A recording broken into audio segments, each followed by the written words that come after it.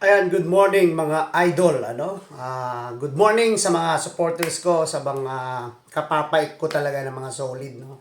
Sa mga galit naman sa akin diyan, ganito kasi 'yon, yung tungkol sa mga OFW na binabanatan ko daw sila. So yung ibang nagre-react diyan, kilala ko naman sila. Oo, nahuli ko din naman sila na may kasamang iba.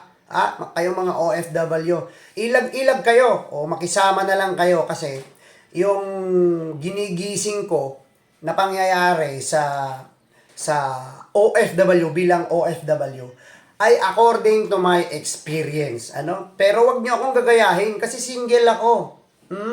Awareness lang yung ginagawa ko, wag sana kayong magagalit na sinasabi nyo na binabanatan ko yung mga OFW. Nandun na ako sa pagiging hardworking natin, ninyo dyan, kasi nandyan kayo. Siyempre para sa pamilya. Pero yung iba kasi, nalalampasan nila yung limit. Yung limitations nila, yung discipline nila, nakakalimutan nila. Discipline, limitations. So wag sana kayo magalit na sasabihin nyo at tinitira ko kayo. Kung mayroon man akong pasarin dito sa Facebook, siyempre ito ay isang paalala lang or for entertainment purposes only. Pero in reality, nangyayari yon. Kaya mag-ingat-ingat po kayo. Kasi yung ibang nagko-comment dyan, kilala ko. Kilala ko kayo ng 10 beses kahit pa 100 beses kasi lagi ko kayong nakakasama na meron kayong ibang kasama na ewan ko kung sasabihin ko ba sa inyo. Siyempre, i-deny nyo yan. Kalukuhan nyo yun, i-deny nyo yan. Pero please lang, huwag nyo nang i-upgrade yung kauuban nyo at yung kaanga-angahan nyo dyan kasi masisira ang buhay nyo, no? So, yun lang yung masasabi ko sa inyo na huwag kayong masyadong salo ng salo sa mga... Kasi nadadamay kaming mga bababait. May mga nagsasabi dyan na nadadamay kaming mga bababait. Pero nakikita ko yan, yung mga iba dyan, nakikita ko kayo, Nakikita ko kayo na may kasama kayo, may kakis pa nga kayo Tapos pareak-reak kayo dyan, akala nyo virgin kayo, ha? Huwag ako. So, dahan-dahan lang. Pwede kayong magalit sa akin, pwede kayong mainis sa akin, pero yung mga pinagsasabi nyo dyan na feeling kayo, nahuli ko na kayo, yung iba, yung iba. Hindi ko kayo nilalahat, wala naman akong sinabing lahat Oo, pagdating sa mga kalokohan.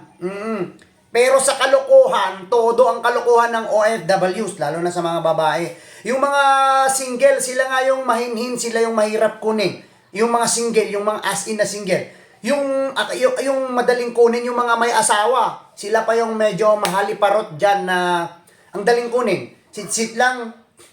Tapos kwento lang. Merienda. Kainan na. Kaya wag kayong salo ng salo. Hindi ko naman nila lahat yung mga nagre-react dyan ay ganun sila. Pero yung iba kasi kilala ko. Hindi nila alam na nakikita ko sila sa gilid-gilid. Hindi nila alam na kasama nila, nakikita ko, Pakistani at saka Indiano, no? Meron pang Nepal, minsan. So, huwag kayong masyadong magmalinis kasi hindi naman ako nagmamalinis. Kasi lahat ng sinasabi ko dito sa social media, dito sa Facebook ko, is according to my experience. Hindi ko kayo nilalahat. Pero ito, sana magising kayo sa mga nagluloko dyan, sa mga loko-loko dyan, sa mga walang disiplina sa sarili, na sana matuto kayo sa mga ginagawa nyo. Huwag kayong masyadong kampante sa mga kalokohan nyo kasi may hangganan. May hangganan ang mga kalokohan nyo, sinasabi ko sa inyo. Mag-ingat-ingat kayo kasi pag hindi kayo nag-ingat, pag wala kayong disiplina, lumampas kayo sa limitations, masisira ang buhay nyo. Ayan, sa mga galit sa akin mag-ingat kayo, be sure na hindi ko kayo nakita. Kasi meron kayong Indiano. Hindi lang, mayroon pa kayong Pakistani, nag-hunt pa kayo ng AFAM. Gigil nyo talaga ako.